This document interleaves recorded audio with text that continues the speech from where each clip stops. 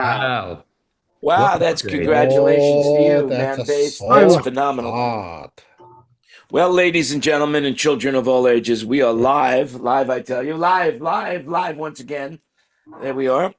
We're All live, live, and thanks to welcome to Jan. our 288th meeting. Meeting. Welcome to our 280th meeting. It's good to be here with you.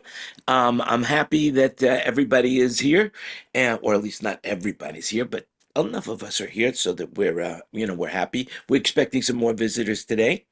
Remember, everything you hear today is an opinion, and we were talking about who knows what before we got involved in talking about who knows what. This week, I had a long conversation with Chris and Bruce, and I'd like to start to show off what's going on in Pacific Palisades and the fact that I Ah, did not know it until I read in the news that somebody started that fire. I didn't know that it was arson. And yeah, this is okay. horrible, Yeah, horrible. so I'll give you the quick lowdown. So the feds indicted this chap that was an Uber driver who apparently, again, this is just opinion, right? This all alleged. So apparently he went up, dropped off a ride up in the Highlands, and then proceeded over to Skull Rock and manually ignited the fire. This would have been around 12:40 on New Year's Day, but would have been late, on the 31st. So we'll call it New Year's Eve. The weather that evening, I remember I went to bed quite early, like 8:30 or 9. I had nothing to do. So it was very overcast, foggy, massive marine layer, quite cool. Certainly not fire conditions. So apparently what happened, this fire got started. It was called the Lockman Fire, Lachman. And so the Lockman Fire started. First responders got up there and extinguished the fire, and that was kind of the end of it. We never received notices on our phone for any kind of potential evacuation or anything. It wasn't conducive to fire that day. And so they put it out. Now, today was a big day on Nextdoor. Obviously, everybody talking about this fire. So originally, there were many, many posts that theorized that the fire on the 31st had been started by kids firing off fireworks, skyrockets, whatever. Um, in the press conference today, that was roundly rejected. The feds basically said they had no evidence whatsoever that the ignition was a result of fireworks that was manually ignited by this guy. But the big news is that the ATF and the feds and all of the investigators have concluded that the fire on the 7th was a restart of this fire that began late on the evening of the 31st, really early morning of the 1st. Not only that, the first time ever on Nextdoor.com, somebody posted video of themselves walking around on January 1st. So this would have been after the fire had been extinguished. And in the videos and in the cameras, clearly shows sections of the burn zone are still smoldering. Holy So, moly. yeah, this is a really big deal. So the fact that this is a restart as adjudicated, by the feds, that's it, right? So the two group tort action cases are gonna win, in my opinion. It's all over because essentially what happened was is that the authorities, Well, this is what do on you mean? state. What do you mean by that? Okay, so the fire occurred on state land. The state and the county were obligated to send technicians and fire equipment up to that area and monitor it for eventual hotspots and put it out. Again, it is alleged that they are culpably negligent because they did not go back up there and soak it or look at it or do anything. They went up there, shot water on it at, quarter one, Yeah. In the morning, they finished at 1:32, whatever, and they left and they never went back. And who's suing them? Okay, so there are two. Everybody's suing them. I Yeah, wasn't well, even there, and I'm actually, suing them. you'd be surprised how many people didn't join the lawsuits. So it's not a class action. Technically, it is a grouped tort action. The big difference being that in a class action, say against tobacco companies put together some fund, we'll just call it $5 billion, and then you basically divide up that 5 billion by the number of plaintiffs that are in the class. In this particular case, each plaintiff gets to set their own amount of damages. So that's the big distinction from a class action. So there are two major cases. One is being handled by the Robertson Group, which is called the Robertson case, and the second is called the Boyle case. There are essentially two separate group tort actions that are taking place. It is the opinion of people that I have talked to that understand law that these two cases will probably get merged at some point in the future just to economize on judicial resources. And They're are you a part? essentially Are you a part of either of these? I am in the Robertson action. So you can't And really talk about too much about the actual facts because you're part of the class action oh, suit, right? all of this information that I'm discussing with you today is freely available to the public. Okay, very, very So good. What about the there's Epstein not files? Were they involved there? Were they in part of this I fire? Yeah, Chris, were you on the Epstein Yeah, flight? the guy was fucking the hole so hard that the friction caused the fire. That's apparently what happened. There you So go. That's all I could say is I'm glad I didn't know that guy yeah. in those days, Um man. so any Otherwise, rate, I would probably still be on that island. any rate now, I mean, I'm not a lawyer and I don't claim to understand precisely what's going on here, but essentially the theory of liability is pretty clear on this case, right? They should have gone up there. They should have been monitoring it. This whole situation could have been avoided with the investment in one, you know, $2,000 infrared camera that could have clearly saw the heat signatures of things burning underground, and it could have been dealt with, but no resources were allocated. So it is alleged that they were culpably negligent, and then additionally were culpably negligent on the firefighting side of it once the January 7th blaze occurred.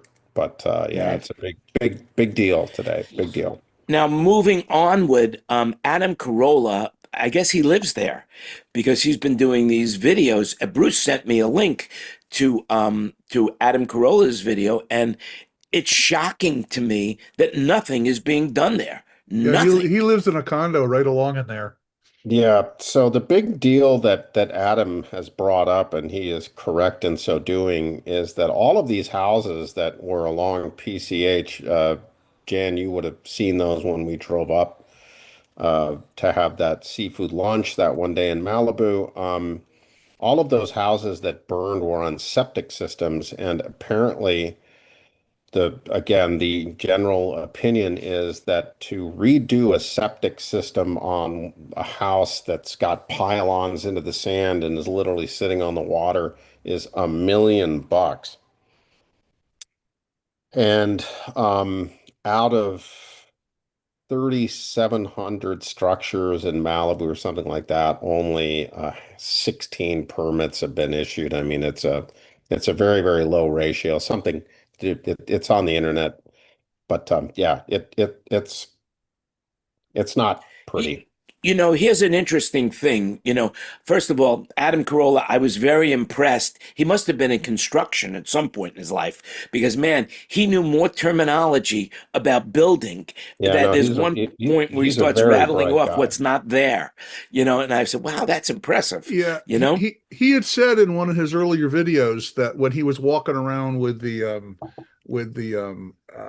engineering guys, he had said that in early in his life before he was able to do comedy full time, one of the things he did was worked. He built houses and worked on construction sites, so he's very knowledgeable, and it's pretty funny sometimes what things he says. He's a funny guy, you know.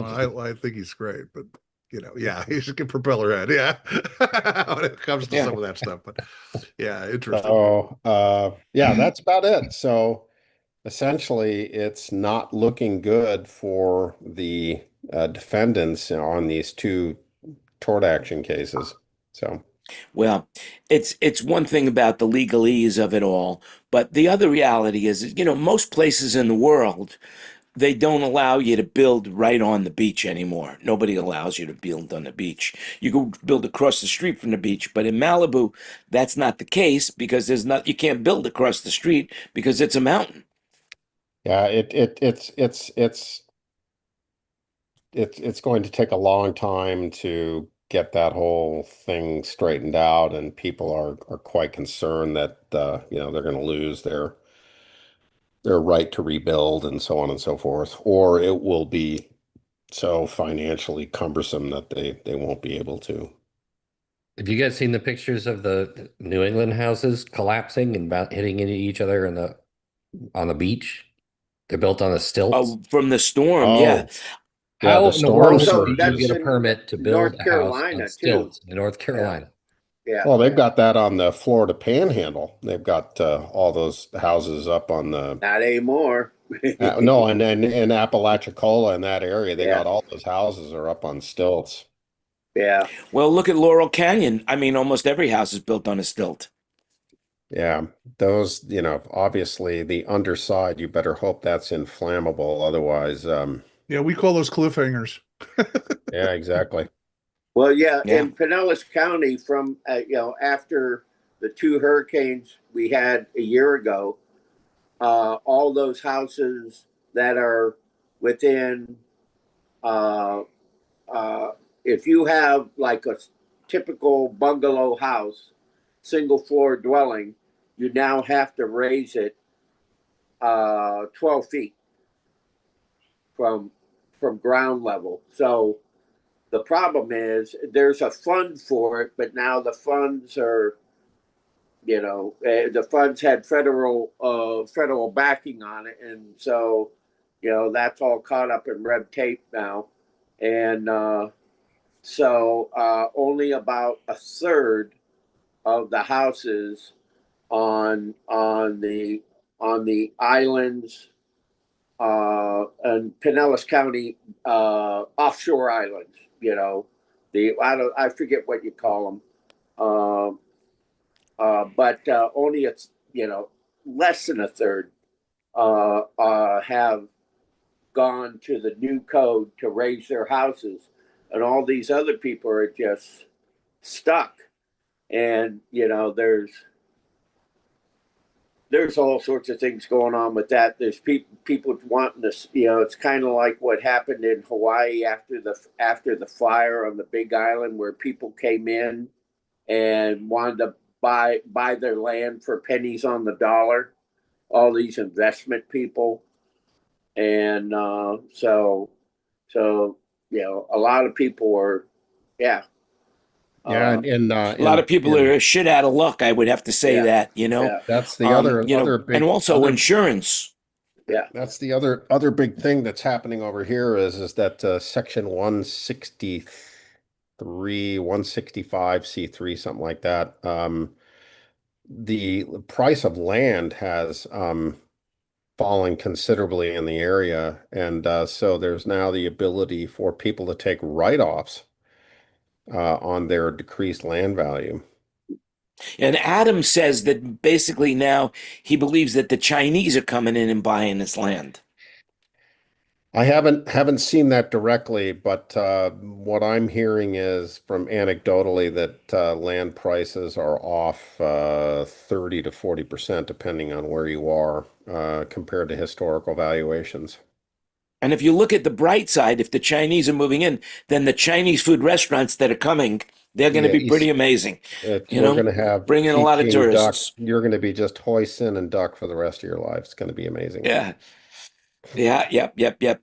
So moving on, another thing that Chris and I had talked about, we're not stockbrokers here in the room, but there's an opportunity right now in the market with all this AI going on. By the way, this Tilly Norwood character, for those people that are living in Hollywood, you must have an opinion on Tilly Norwood. Is she not hot or what? Oh my God. Well, Oh, yeah, she's not real. they Oh, can, You they know can what? just, She's beautiful, but that scares the shit out of me. That makes the whole point of why, all my friends are saying, "Oh, AI is going to be the greatest thing in the world." And I'm like, "No, no, no. You know what? We are hosed because for every great thing you can think of about AI, there's going to be some schmuck that's going to try and screw us with AI. And this is a perfect example of that. They made up this girl. She's an actress and she's a singer and she's doing all this stuff and she's not for real. So what do you think the bad guys are going to do? I don't care how much good could come out of this. The bad's going to outweigh the good. It's almost as bad as guitar modelers. yeah, there you go. I mean, Guitar modeling. Yeah. yeah. Yeah. Or plugins. I've never had a Screw date it. with a guitar model before.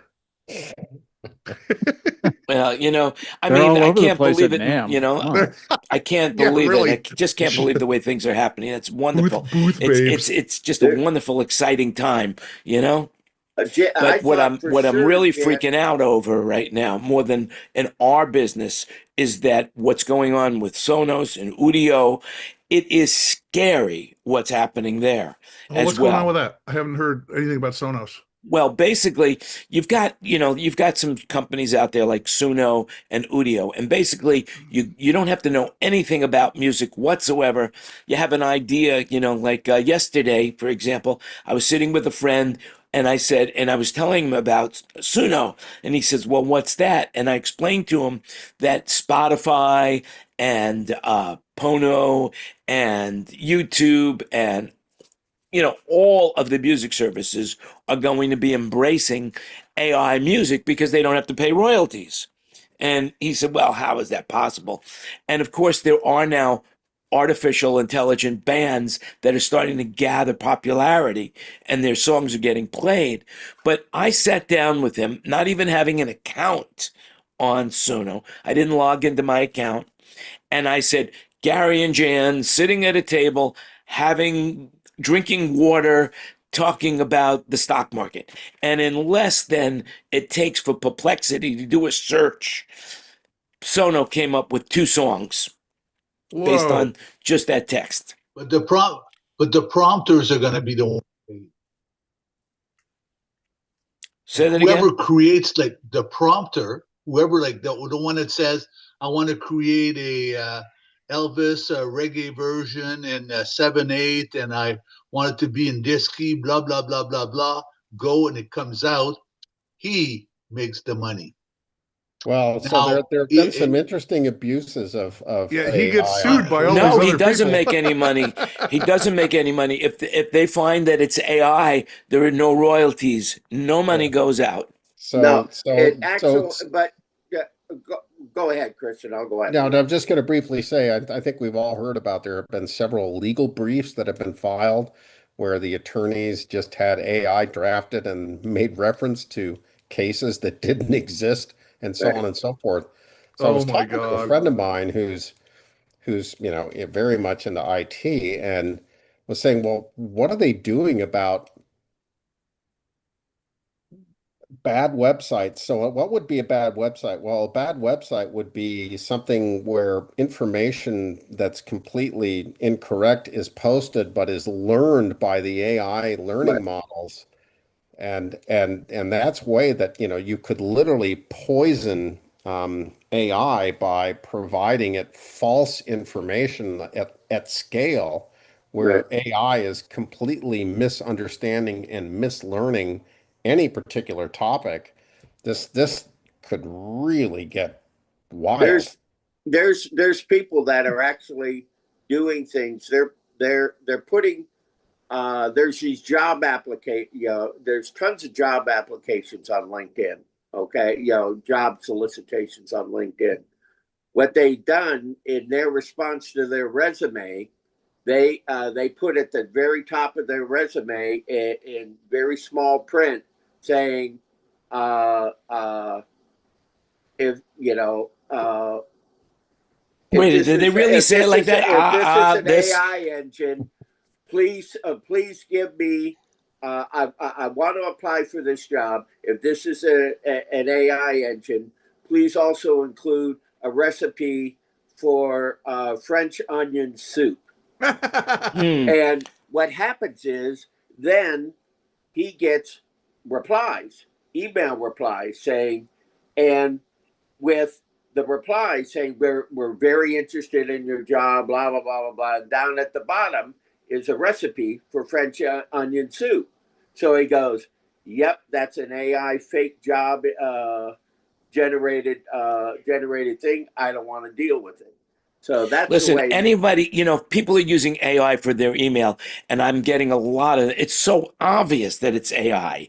I mean, nobody writes the way AI writes. It just doesn't sound real. But it's You gonna know- get It will better. get better though. Yeah, it's going to get better. Yeah.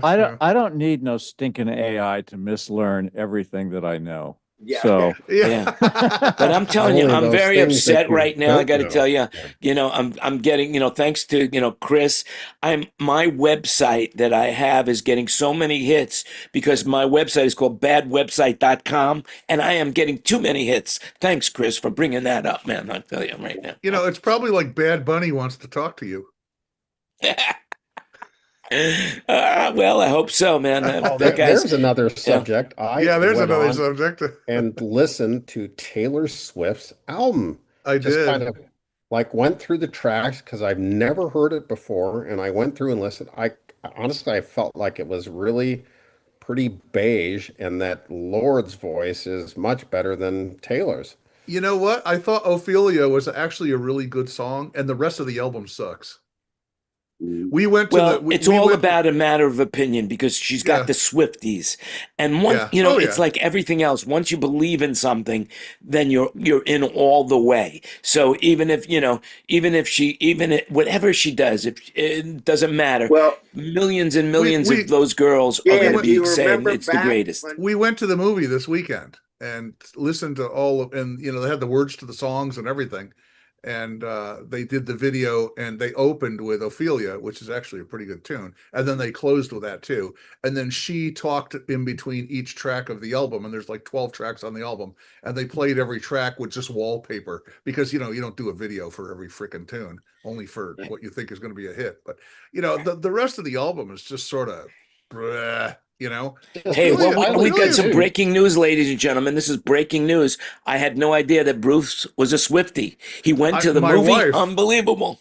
My wife wanted to go, and I said, I don't care. She said, well, you going to go with me? And I said, I'll go with you, but and it was Wow, actually, talk about being henpecked. Unbelievable. I yeah, love you it, know Bruce. what? I You never gotta would think of do, that. you got to do wife stuff. You gotta, Yes, Vinny. I'm going to Bangkok thanks to my wife. Listen, my wife turned me on to K-pop, and the good K-pop is actually really good. Hey, but I get inundated with that because she works all these concerts and she has to learn all the words to the tunes. So 4 days before the concert, she's walking around with YouTube of all the tunes from the upcoming concert, and she's singing, walking around in the house singing all these tracks. It's like, oh my God, please stop!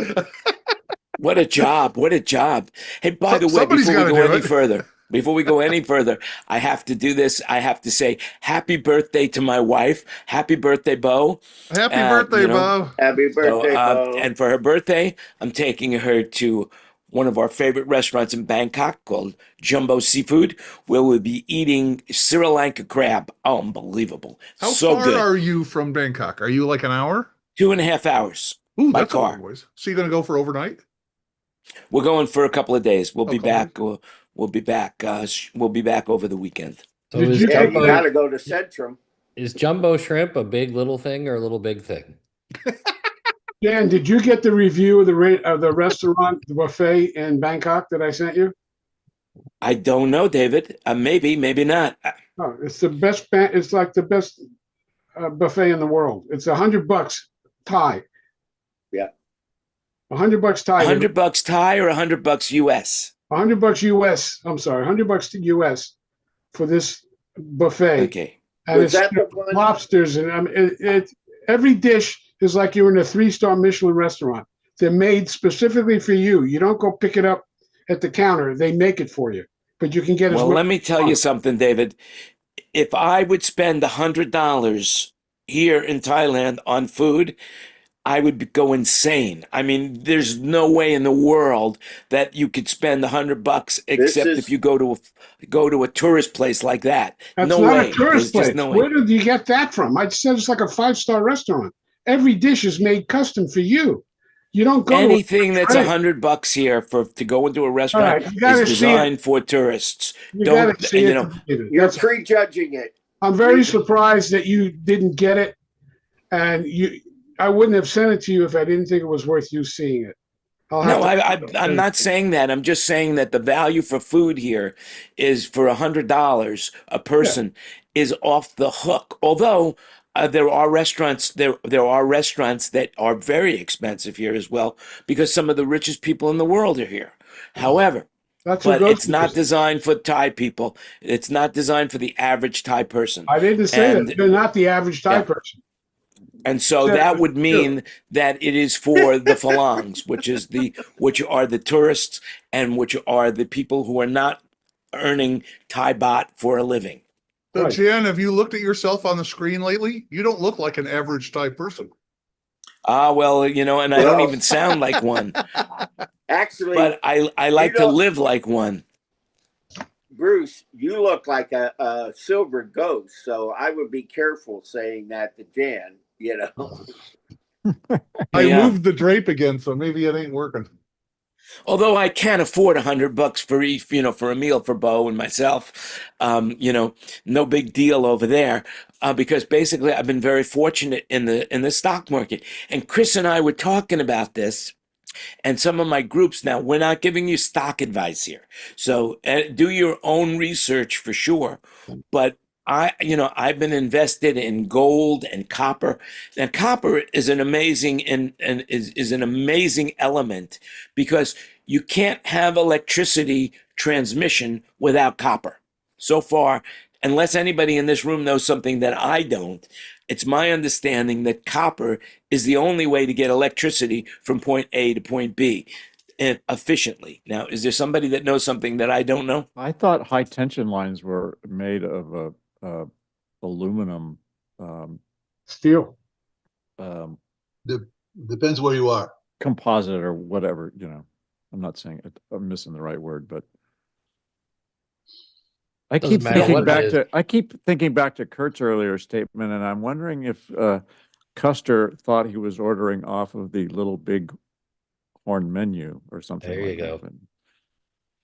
Now, I want to If you're bring gonna back have Michelins, to you gotta Kurt. have 4 so they all match. Now, what's the power bar in like the KDAC used copper?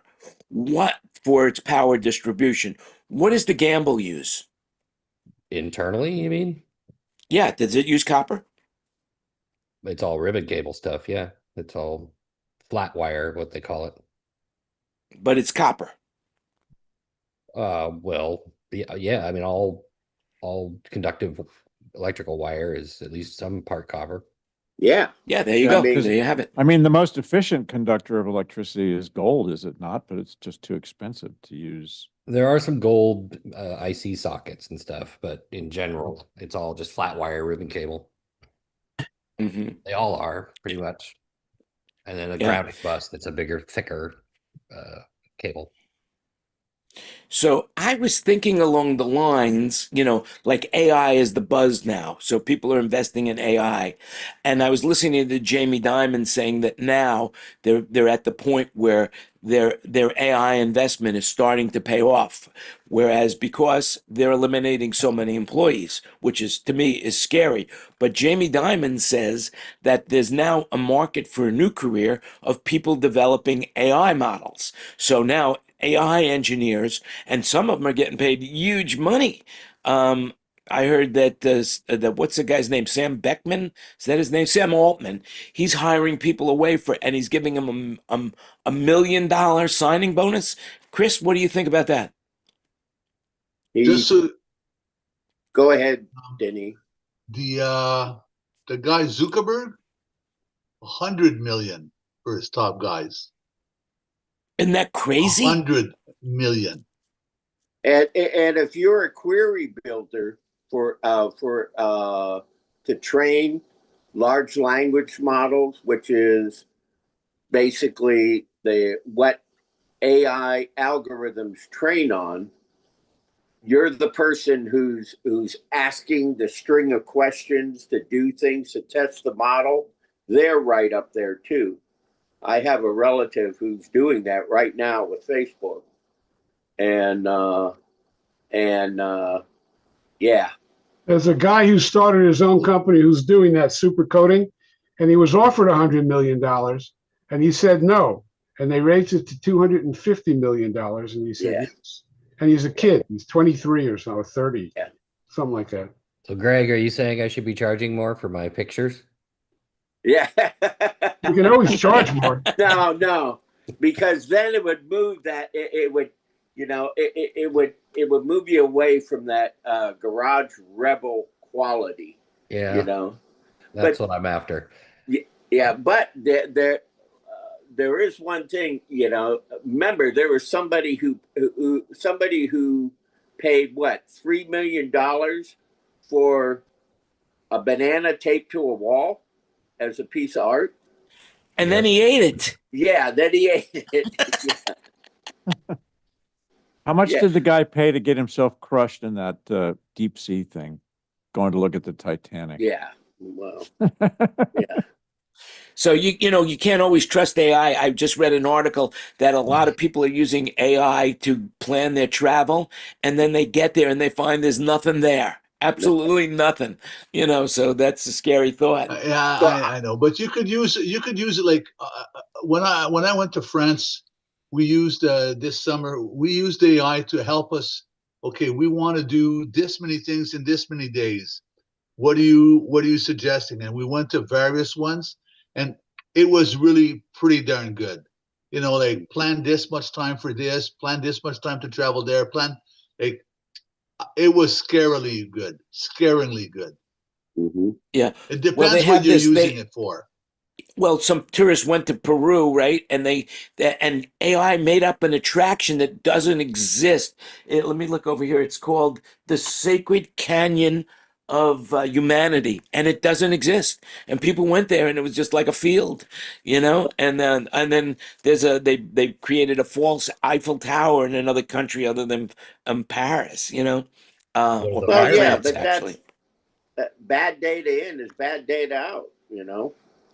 That's the bottom line. It's like, you know, no mixing console in the world is going to make a bad musician sound good. Well, you know, it's interesting that you should say that, but before we get into that, before we get into that, because I do want to talk about that with you guys, I wanted to say that right now, Waymo, the automatic car, is all over Las Vegas. Have you guys had a chance to experience that? Well, we have it in LA. Have you taken one? Has anybody taken one? No. Nope. I'm seeing a ton of YouTube videos of people because now the rides are free in Las Vegas. They don't go all over the place, but they are free, and everybody seems to be really blown away by this Waymo business. It's called Zook, I think. Well, I gotta say, when CES rolls around in January, you bet your boots those Waymos are going to be charging surge prices to get from the Las Vegas from the convention center to hotels. They ain't going to be free then, that's for sure. Yeah, actually, it's called Zook, and I got two stories convoluted, and that is a Waymo car got pulled over by the police for speeding. And the cop didn't know what to do because he couldn't give him the ticket because there's nobody there to give a ticket to. I'm really surprised about that because I'm really surprised that it was speeding because those things are programmed to. No, I think you got the story wrong. It made a U-turn in front of the cops. That's right. It made a U-turn. That's what it is. Yeah, U-turn. That I believe. Yeah. Yeah, made a U-turn in front of the cop. That's right. And then another one had passed the school bus when it had stopped and the lights were flashing. Jan, I thought for sure you'd be all over Chat GPT's Soma 2 that they released this week. I'm not. I'm on the waiting list. I'm on the waiting list. Oh, okay. Have you seen all these? I posted one, but there's all these people that are on this new Soma 2. It's a video generating engine.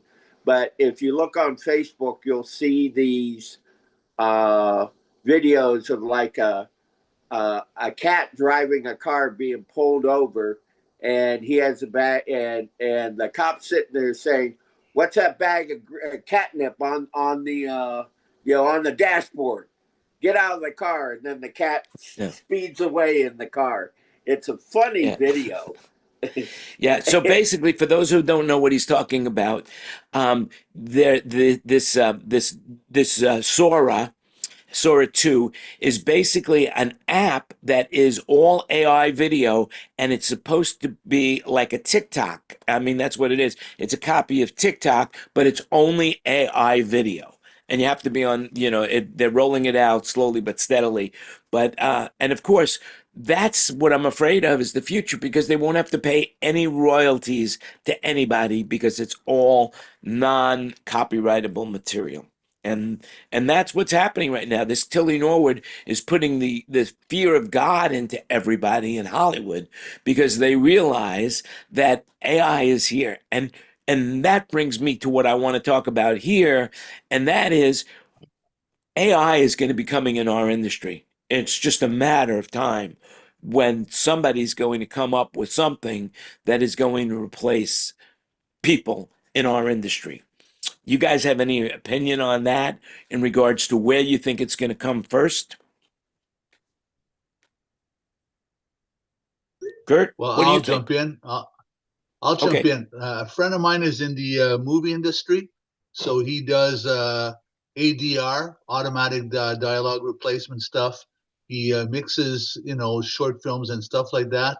And he's already noticed in the last 4 to 6 months that clients are now doing the work themselves with AI.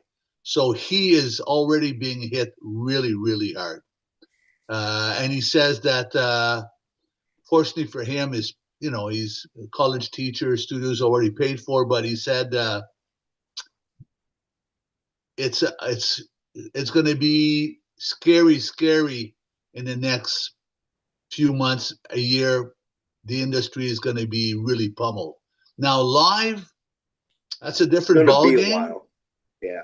It's going to be a while, but there are things though. Like I don't know if it's really completely what you really call AI, but it's headed that way. Like on the Midas HD96, you can tell it it's snare drum, and it's going to come up with a EQ curve and all this other stuff, compression settings, all those things for what it thinks a snare drum should be EQ'd like. And even plugins. I mean, even I've got plugins that in my studio here that will do something like that also. They'll give you you put in the genre that you want the mastering bus to be like, and it'll there's a Waves one that just was released that's supposedly really Isotope.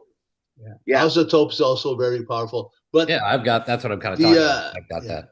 The HD96 though, Evil B is a scary guy because of the fact that the way it works with the cloud, everything that you're doing on the console. So how you're labeling stuff, all of your patches, everything that you're doing on the console is going up to the cloud, and he has access to that.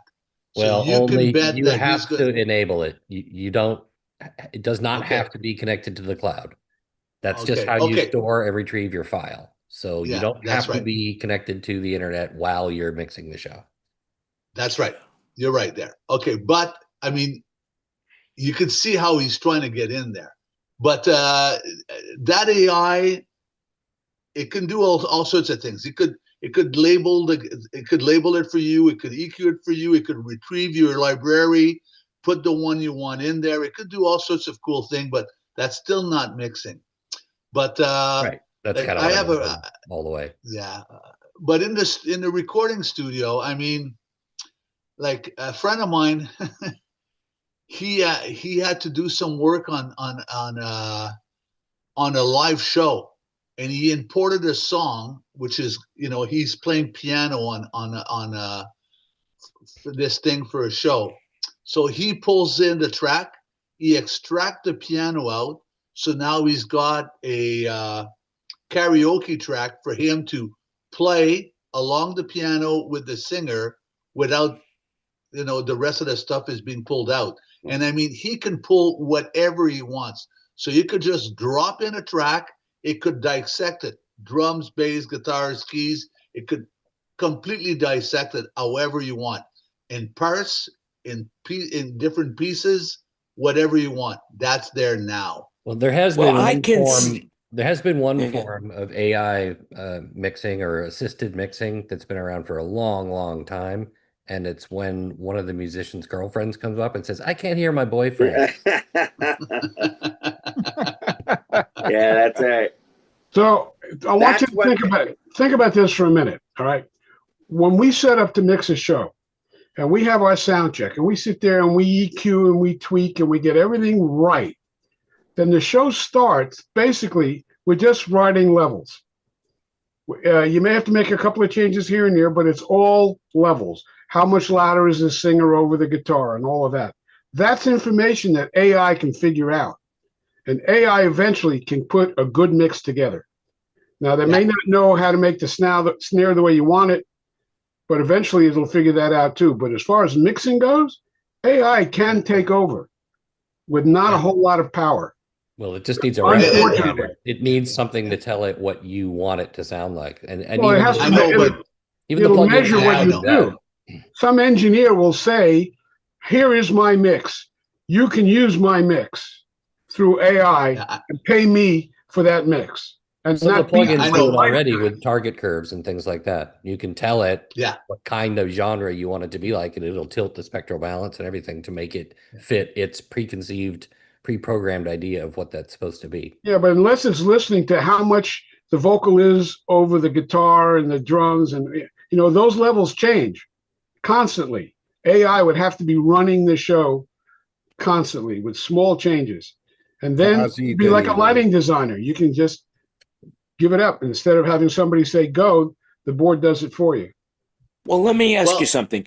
Is it possible that AI could go in with LiDAR? You go into a room, any venue, you go in with AI, you have an AI camera, it LiDARs the room, and then it tells you as the person where to place a reference mic. Place it, and it maps out where to place the reference mic, and then it tells you how to hang the PA, and then it tells you how to splay the PA to get the maximum quality of sound in the room. Is that a That's already possibility being done. to replace Denny, smart? Ozzy Denny. Okay, well, first of all, how to hang, this is already, they pop in the room, they go into their file. You could ask our friend from Nashville. It's guy, like, I saw it done when I was with Ken.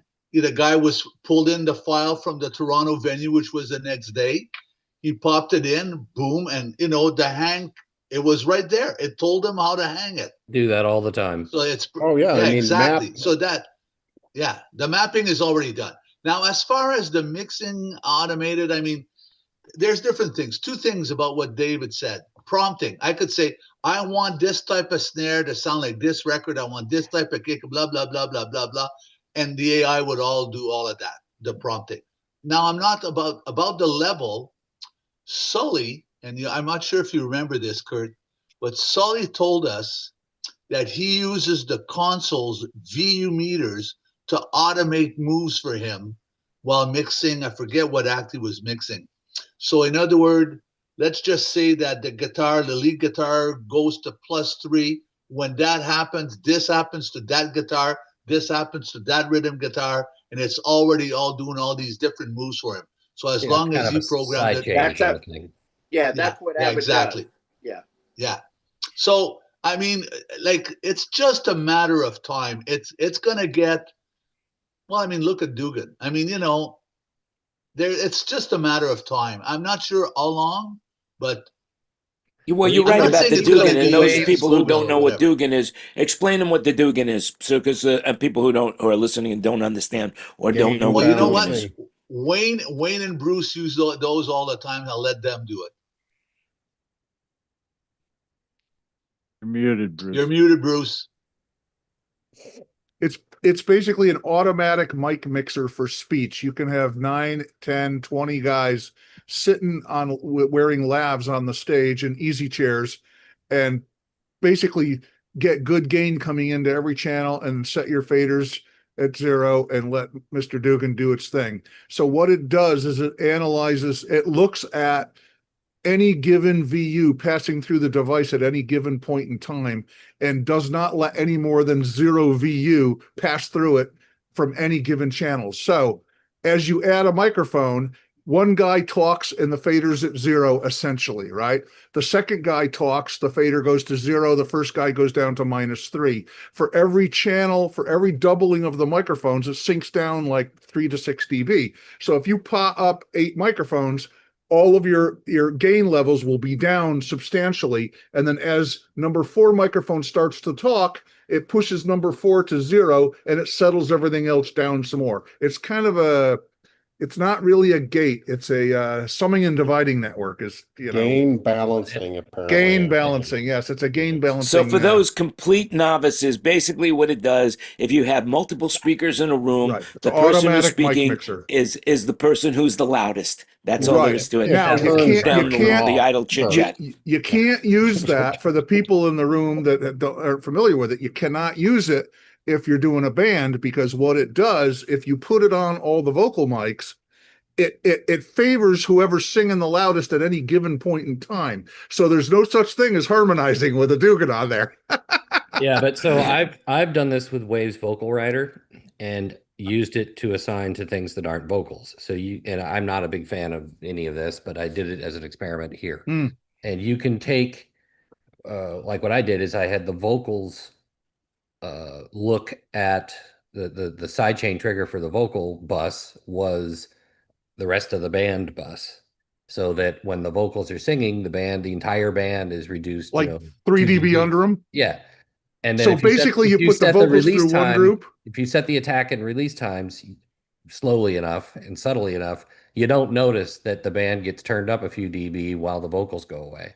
And so you can do it all. It's like the old side chaining with the kick and the bass. You can do that, but you can have groups look at other groups or faders look at other groups, so that the thing that you want out of the way when the other thing comes in, it automatically senses that. So how did it work? Okay. It worked really well, actually. So basically what you're doing is you're putting all the vocal mics in one group per se, and all the band in another group. And even though it might not be feeding the PA, those are going to those groups. And you let the Dugan choose between. It was in the studio, but you could do it with let the Dugan choose between those two channels, right? Well, it uses it like the Dugan, it prioritizes whichever thing you want prioritized, but it uses a different source as the trigger. So you're really ducking you're ducking the band when the vocals come in. Right. And you're ducking one guitar when the other guitar comes in, or something. Where it comes in really handy, and with Zoom's has its own ducking. We use this. It was all of us are on here, and we're not getting any echo at all. But when we first started doing these conferences and people were satelliting in from other places, Wayne and I would do these conferences where there'd be 1,000 people in the room and somebody couldn't be there. So they'd satellite in. We'd have a satellite truck out there and they were coming in from Timbuktu on a satellite and they'd do a Q&A. So what I would do is I'd put the Dugan, I would stick the Dugan on the satellite channel too, so that when the satellite was talking, the lavs were all pushed down so the guys could hear in the monitors on the stage, the satellite, right? And then when the satellite stopped talking, the lavs would come up to a certain point and then favor whoever was going to talk to the, That's basically the same thing I was doing here. Yeah, it's pretty cool. It worked really well for satellite stuff. It made it so much cleaner, but I don't use it with Zoom when I'm doing Zoom conferences because Zoom does it by itself. Right. I mean, I got to the point where I had a drummer 501 as the ducker. I wasn't Duganizing the satellite feed. Oh. Yeah. Live guys, monitor guys use ducking all the time for the crowd mics, so that when the band stops, the crowd comes up. When the band goes on, the crowd goes down. So they're using really. Ducking. I didn't know that. Using ducking. My Crest LMX monitor console has that built in. And Really? you can assign anything you want as the threshold trigger for the audience mics. It specifically has that right in the desk. What? It's an LMX. Crest LMX 52. We had one, Wayne. I don't. Oh, it was an old one though. I don't remember We had that. I don't think ours was an X. Oh, it was an LM 50 by 50. It was 20 40. or- LM 40 by didn't have 20. it, and 40 the by Centuries 20? didn't have it. Yeah, Okay. This is the Is Chris still making consoles? no. Didn't think so. Well, you know what, Chris Coos just sent me this. That's funny. That's What was it? no, I that was glanced like away. the old HLH Yeah, Quattro. this is in the Jan chat. T. Landy, the captain of the SS Because your thinking out background loud is- with friends. No. Your background is starting to look like the original Star Trek set now. Yeah, I'm trying to keep an eye on the dogs and holler at the dogs, and I keep muting my mic and hollering at the dogs. It's in the chat. You know, but to go back to this AI business, and where I think where I'm trying to get you guys to go is the reality of what's going to be first with AI. Like, for example, excuse me, Meyer speakers. Can you blow up a driver in a Meyer speaker Yes, Pretty right hard. now? Pretty hard. Pretty hard, right? It's hard, but And it's being completely monitored. Are they still using RMS? No, but- RMS on the older stuff. Newer folks has the newer cabinets have the backhaul to Nebra on Ethernet.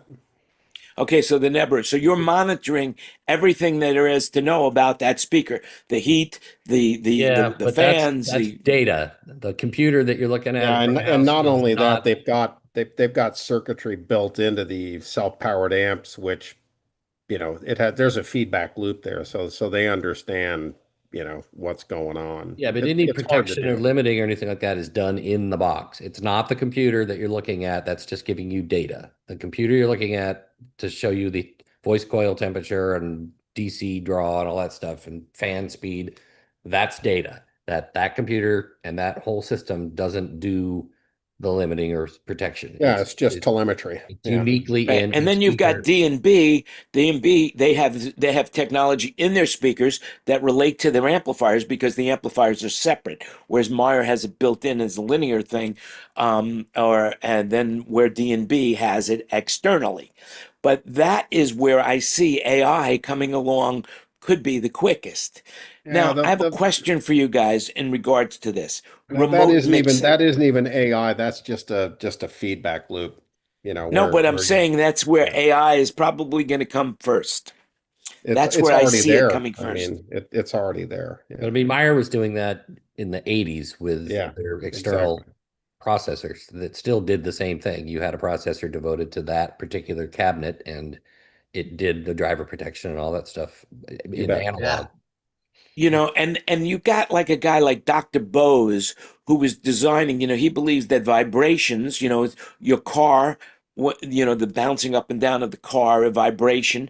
And so AI can then get involved in that aspect of it, controlling vibration. I mean, some of this new car by Hyundai, not Hyundai, Huawei is amazing, and BYD, they can go over bumps and you don't even feel it in the car, and that's all AI controlled. But going back to our industry, remote mixing, how is that possible? Jan's got an AI vibrator that's fantastic. So It's unbelievable. You gotta, you just gotta be, you just gotta be careful on what you say to it. You can't say, "Oh my," put this baby on while you're driving, and you've never had a trip like that in your life. Yeah, let me just say, you can't say these words around that vibrator. Up my ass. Ow, ow. Oh, sorry. Oh, So Elon,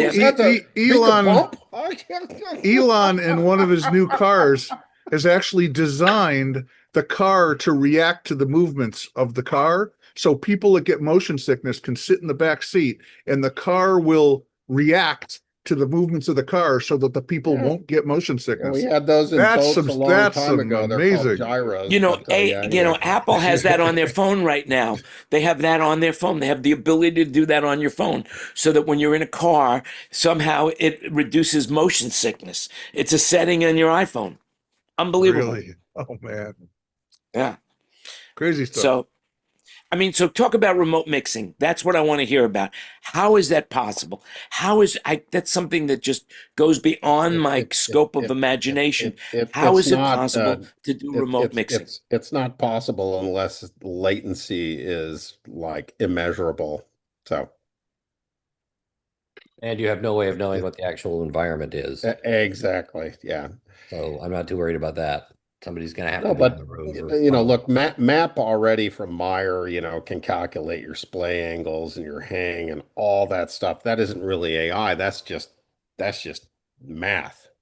And Even Well, they also have I can't Space Map remember that. Go. I can't remember that there was I saw a YouTube video or something like that where it was a mixer for a band and he was having a kid, so that he had actually worked it out and he actually mixed a couple of shows remotely.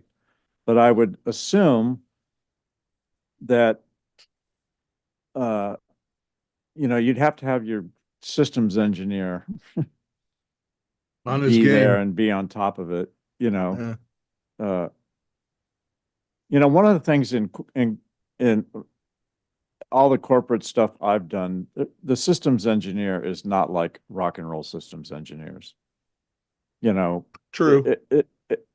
They're doing intercom and they're doing rigging and they're doing this, that, and the other thing. Everything else, Wireless. well, we're doing it all in the console. Most of the time there's no overall system processor. There's how many AV companies have fucking Lake LM44s? Hardly any. Yeah. Yep. How many times, Wayne, have you and I aligned the system and EQ'd the system just off the matrices in the console? Like every time? Yeah. I don't have the luxury of an outboard processor unless I'm doing some kind of festival where we have a bunch of bands and we don't want the band front of house guys to mess up the system equalization.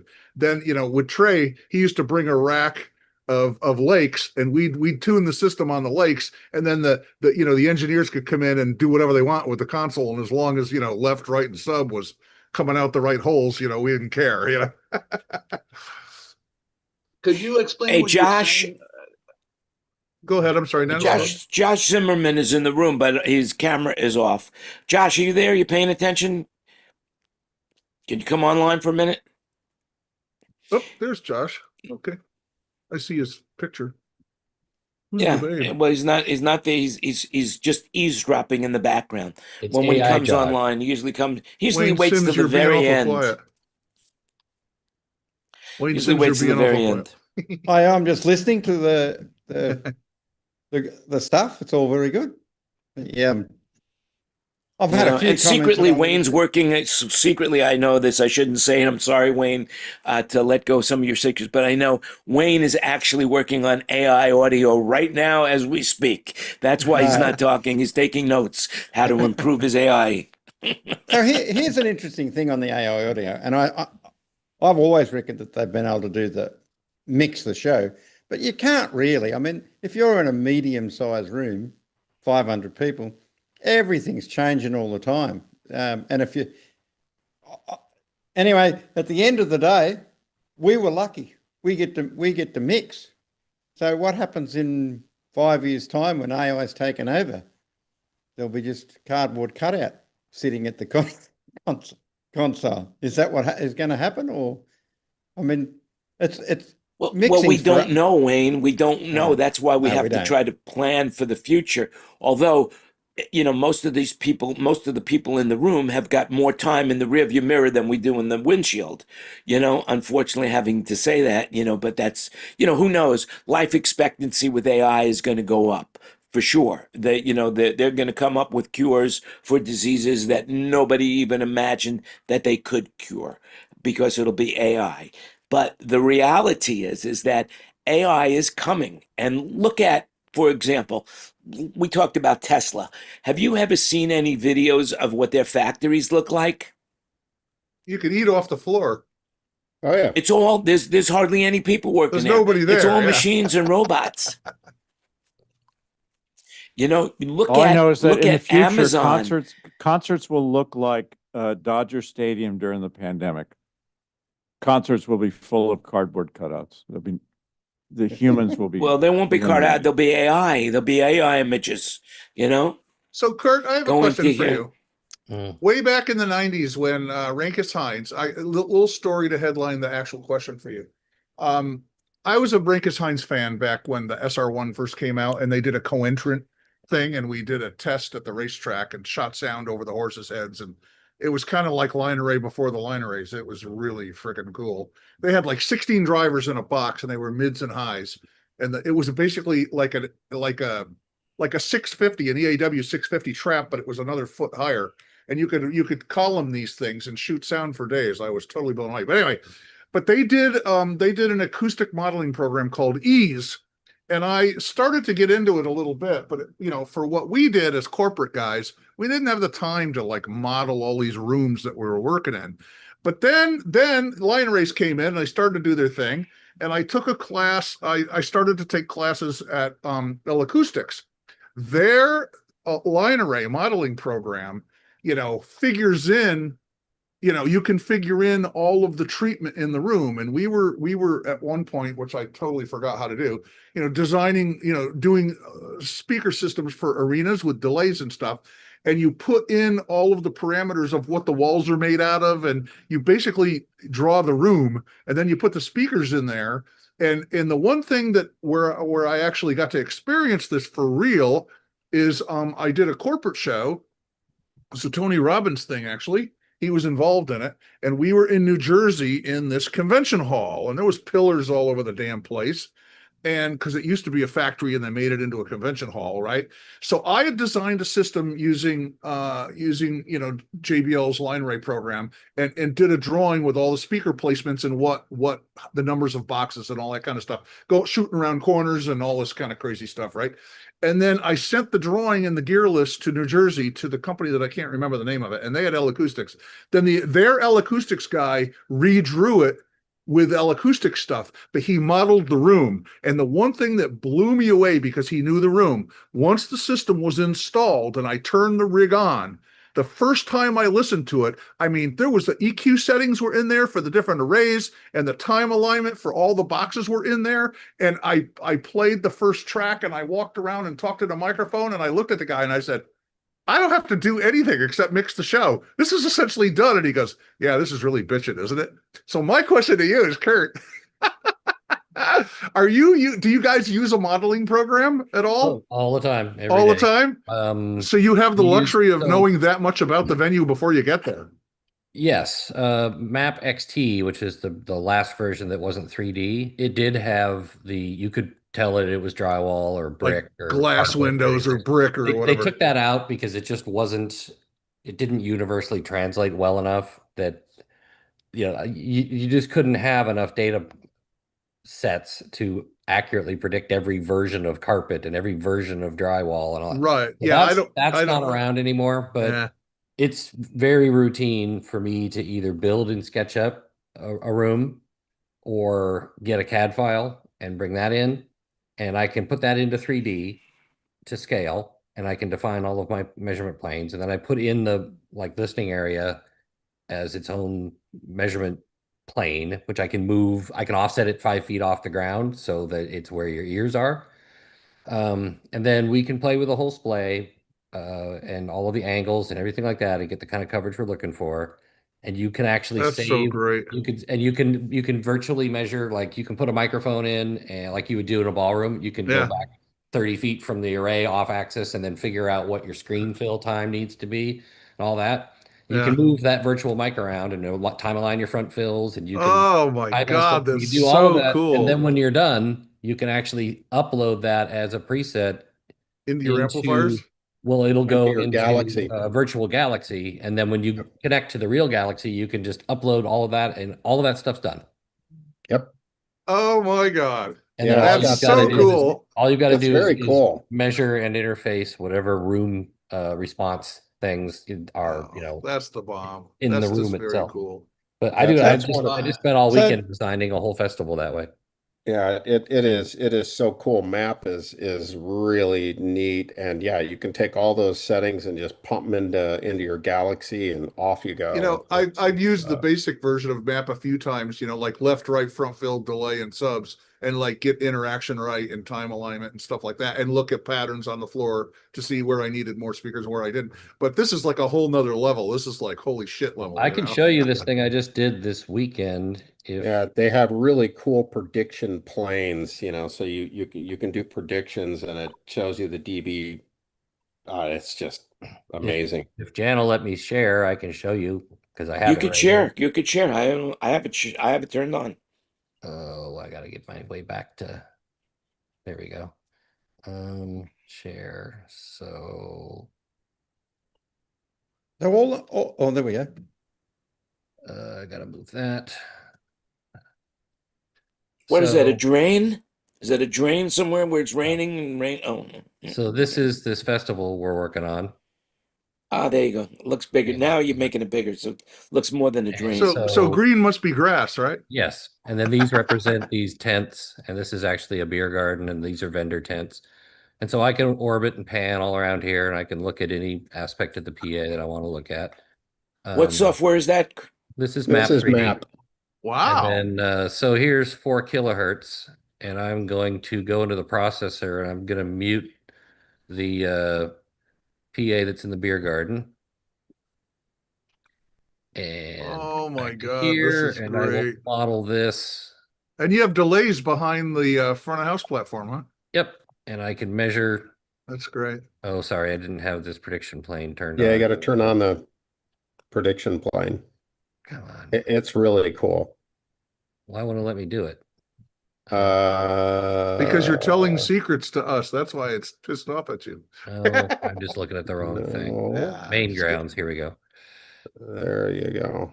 Okay, so then you just predict, and so you were looking at 4K, right? yeah, this is 4K. Why didn't Are the 4 planes on the bottom in the prediction plane? I didn't have it actually turned on. Yeah, I thought I did. I clicked on it, but I must have missed. And this is doing it inside the computer. It used to send data to Meyer, and Meyer you used to have to stay online to do it, and it was driving me nuts. nuts. So there's the prediction plane, or of the whole system. And if I want to just see, looked like you need some wing fill out there on the sides. Well, if I'm just giving you shit. If I just want to see the outfills.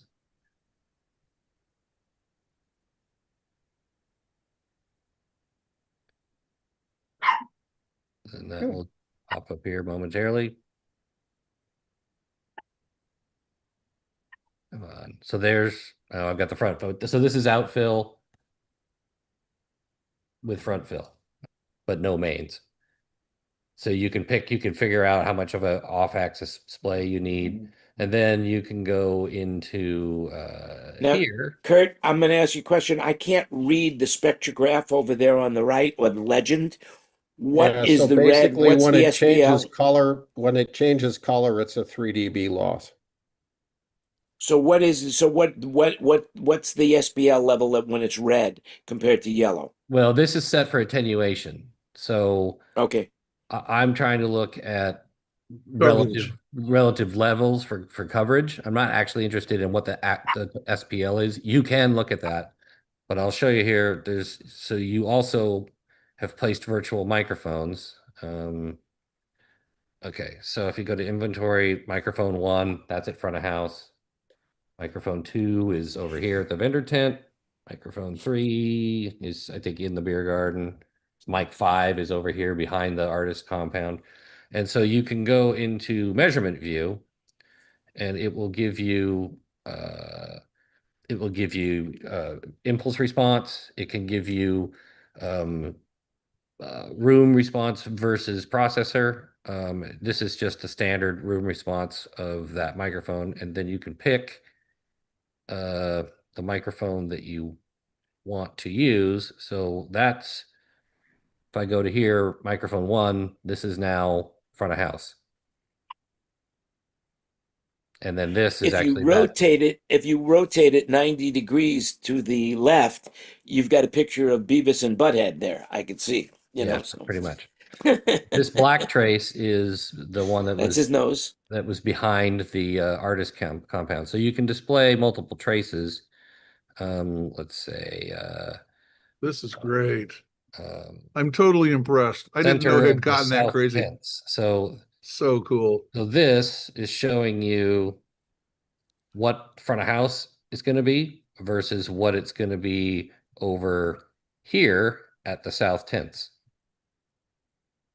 So I can use this information to show the client that, your point of sale is going to be fine because it's, it'll tell you it's 97 dB there and 112 dB there. Now this is all at full power. So if I get the production manager saying, well, front of house is 100 dB max, then I can change this curve to be at 100 and everything else will correspondingly adjust. So all of the multiple data points or data sets will track. So Well, right now, I based don't on know what the you're limit. This showing is me full right power. now, what you're showing me here right now is if you can program that into AI, and you could say to AI, well, I want it at 90 to be, no, I want it to be no more than 90 dB here, and I want it to be 100 dB here, and I want it to be, 40 dB over here, and I want this much subwoofer, I want this much medium range, I want this much top end, then AI could create that for you based on what you just showed me.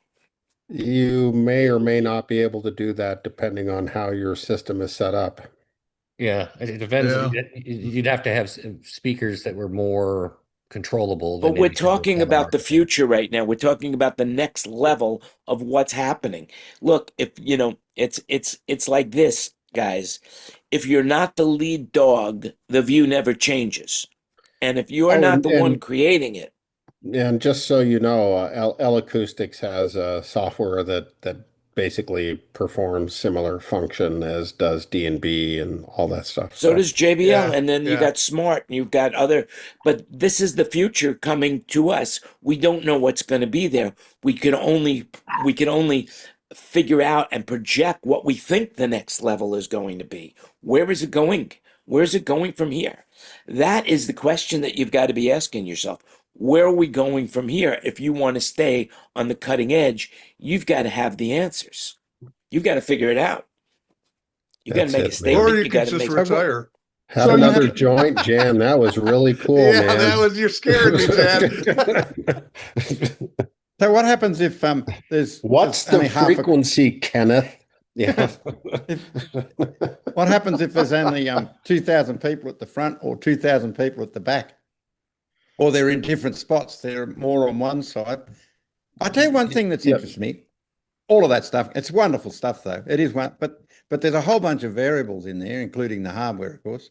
And you might start the show with, if you're with 5,000 people, and you might end up with, because you do big rooms. It has everything, all the constants, that are in those projection calculations include things that you can modify: barometric pressure, temperature, humidity. stuff.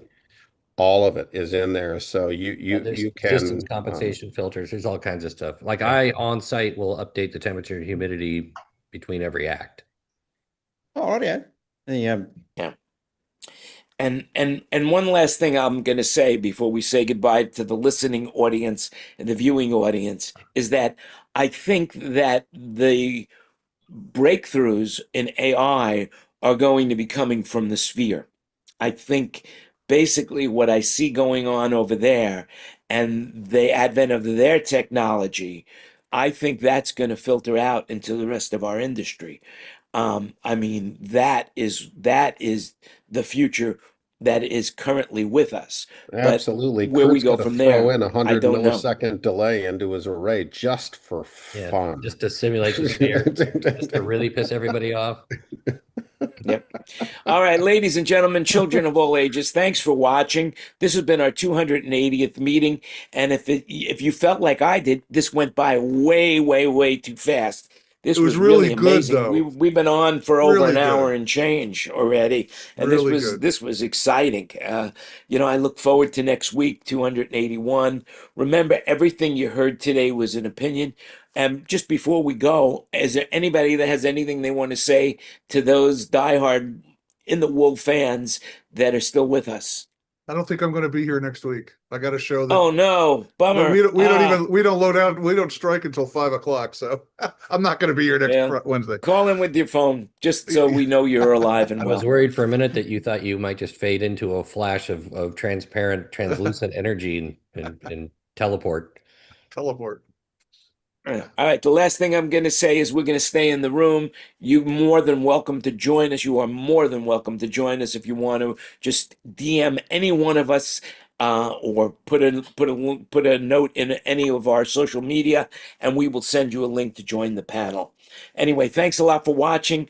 Remember, you make it happen. Have a great week, everybody, and we will see you again next week. Stay safe and healthy, and hey, don't let AI get the best of you. All right. And with that, we're going to go off the air. So now I got to do this. Oh, I meant to tell you guys that I am using a